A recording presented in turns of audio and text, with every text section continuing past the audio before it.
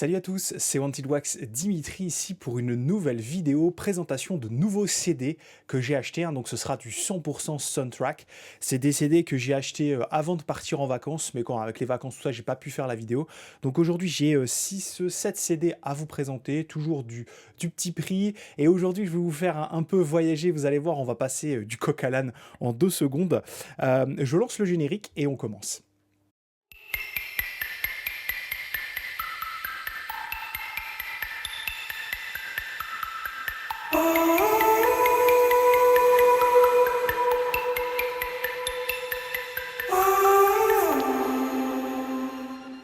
Pour ce premier CD, je vais faire un coucou à Franck Mélovinil parce qu'on va parler d'un compositeur et d'une série télé qui a été diffusée à la fin des années 90 aux États-Unis et en France, ça passait sur M6.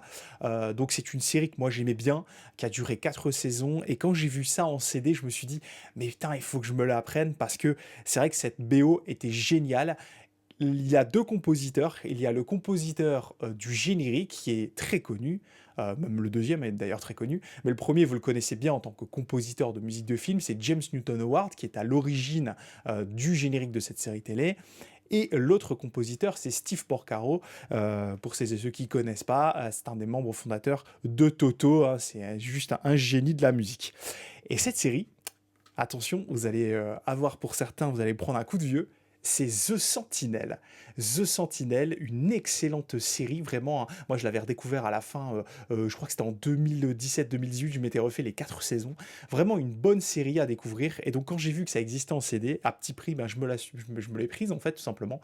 Et donc, on va retrouver dedans quelques Various, le générique de James Newton Howard, composé par James Newton Howard, et aussi les scores de Steve Porcaro, qui sont vraiment excellents. Notamment le thème Warrior qui est génial. Donc voilà, je vous montre le CD ici. Tac. Voilà, donc après à l'intérieur vous avez, comme d'habitude, avec les CD, un petit feuillet. Bon là pour le coup celui-ci n'est pas dingue, mais voilà, vous avez quelques photos de la série. Je ne sais pas si vous vous en rappelez, cette série qui était vraiment géniale dans le concept. C'est vraiment cool. Donc je vous invite bien entendu à la redécouvrir si jamais vous voulez vous prendre un petit coup de vieux parce que c'est un peu mal vieilli. Là je vais vous laisser le générique, vous allez voir français en plus, parce qu'il y avait une voix off. Vous allez voir, c'est super, ça c'est des petites pralines qui sont très très sympas à écouter. Donc très content d'avoir trouvé ça pour quasiment rien pour le coup. The Sentinel. Dans toutes les cultures tribales, chaque village avait une sentinelle. Cette sentinelle était choisie en fonction de ses particularités génétiques. Son acuité sensorielle était développée au-delà des facultés humaines connues. Les mois que l'inspecteur James Ellison a passés dans la jungle du Pérou ont un rapport avec ce qu'il vit aujourd'hui. On a découvert des centaines de cas possédant un ou deux sens hyper développés, mais aucun n'a jamais montré comme lui un tel développement des 5 sens. Il est le seul, il est unique. Le deuxième CD, on va partir cette fois-ci dans un film de science-fiction avec un compositeur qui, pour le coup, là, s'est vraiment sorti les doigts parce que c'est un compositeur qui est souvent décrié parce qu'il fait beaucoup de choses comme un peu un fainéant, on va dire ça comme ça. Ce compositeur, c'est Marco Beltrami. Et Marco Beltrami, s'il y a bien une composition que je place vraiment en top du top pour lui, c'est celle sur iRobot.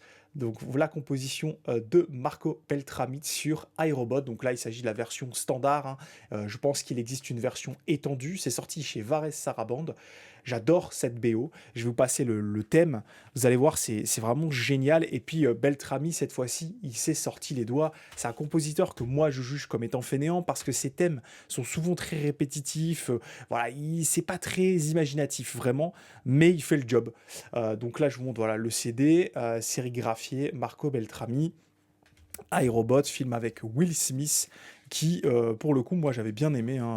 Vraiment, c'était un des films comme ça qu'on aurait pu vraiment mettre aujourd'hui. C'est un film, est-ce qu'il prédit l'avenir ou pas? Un petit peu quand même, finalement, avec les intelligences artificielles, tout ça. C'est un film que je vous conseille de revoir d'ailleurs, parce qu'il a plutôt bien vieilli, et cette BO est géniale. Donc je vais vous laisser un petit extrait. Très content de rentrer cela également pour rien du tout. Composition du coup de iRobot de Marco Beltrami.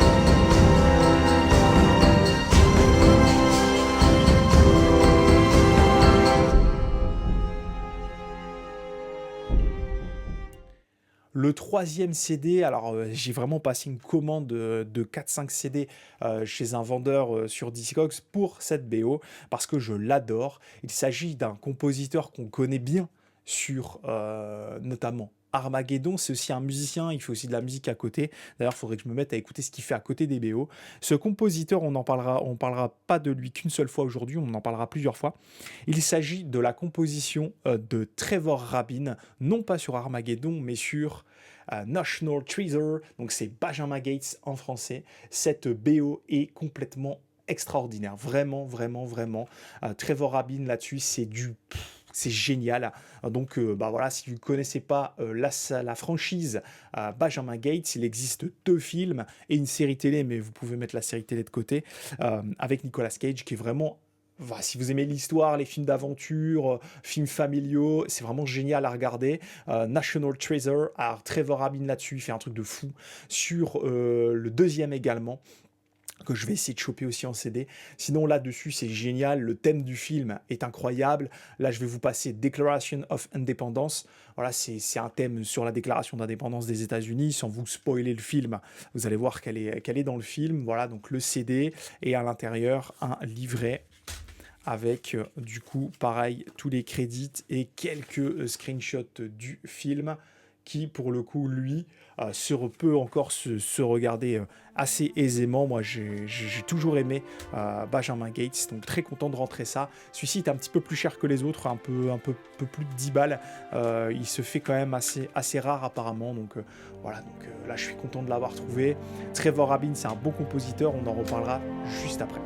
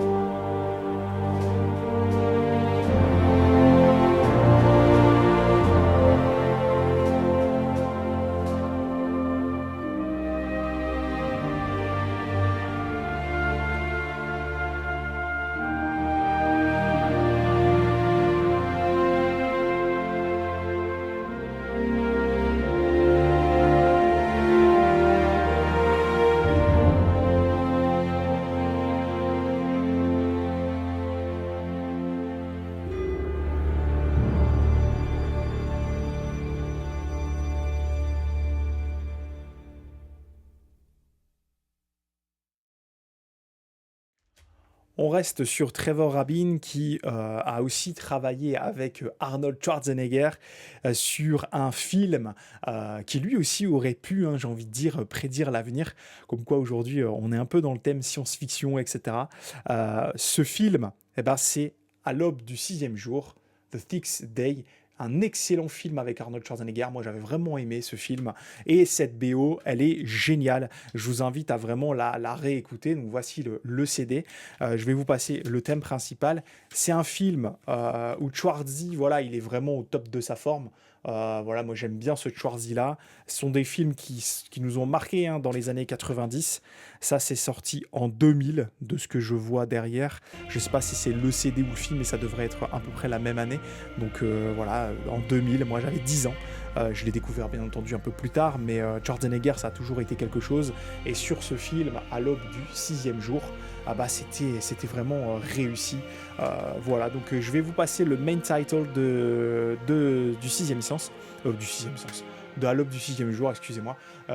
Trevor Rabin, encore une fois, excellente BO.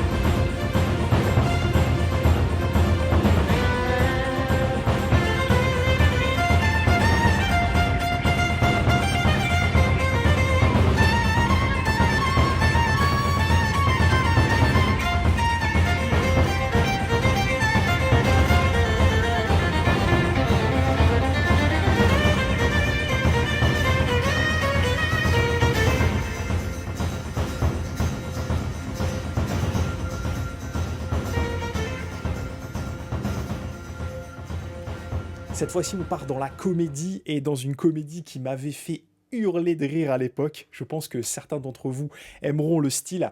Euh, il est très connu, cet acteur, notamment dans une franchise où il joue un détective. Cette fois-ci, il jouait tout simplement un dieu. Et du coup, c'est bien entendu ceux qui devinent, hein, c'est Bruce Tout-Puissant. Bruce Tout-Puissant avec une composition de John Debney. Donc John Debney, hein, c'est l'île aux pirates. Voilà, il a travaillé sur pas mal de choses. Chicken Little. Il a aussi bossé avec Danny Elfman sur Spy Kids. Excellente BO de Danny Elfman d'ailleurs, mais je sais que Debney il est compo là-dessus.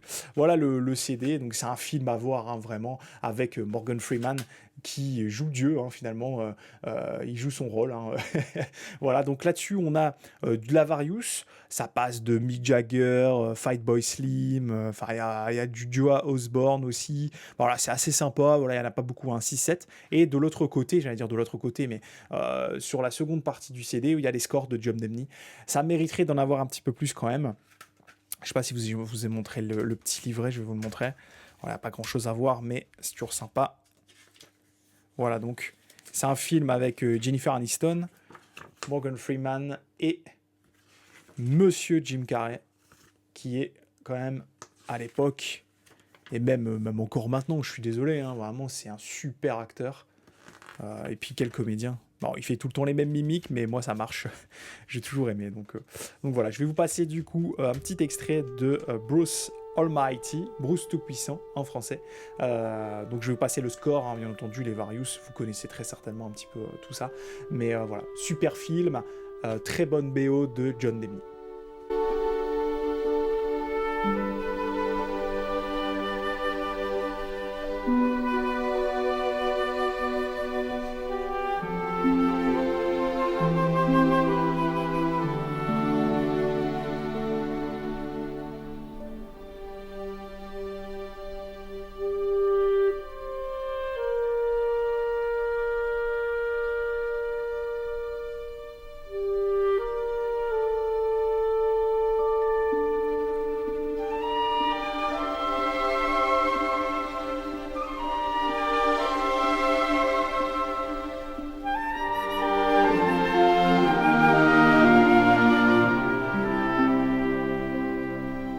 On reste dans le film familial proche de l'univers Disney, même c'est du Disney finalement.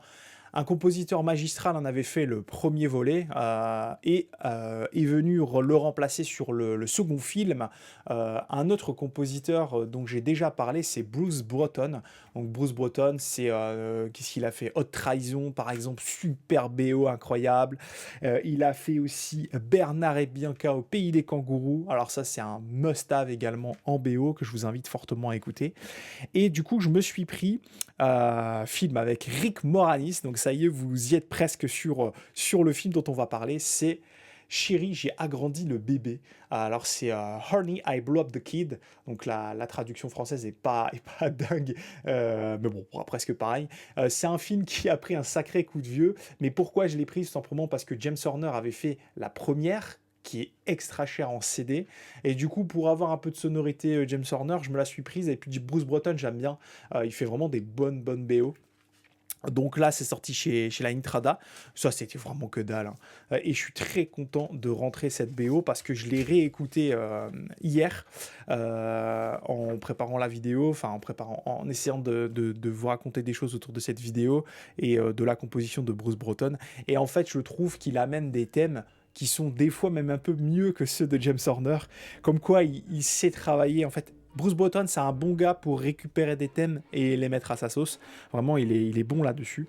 Donc voilà, Bruce Broughton sur Honey, I Blew Up the Kids. Donc il y a un peu rien à voir sur le feuillet, je suis désolé. Voilà, donc je vais vous passer pareil le main title, je pense. Excellente BO de Bruce Broughton que je vous invite à redécouvrir si vous ne l'avez pas vu. Alors ce film, il a pris un sacré coup de vieux, mais ça reste un bon film familial. Je ne sais pas si c'est dispo chez Disney, ça, je ne sais pas, faudrait qu'on regarde. Voilà, mais sinon c'est à écouter et vous allez voir qu'il y a pas mal de choses qui sont très inspirées de James Horner.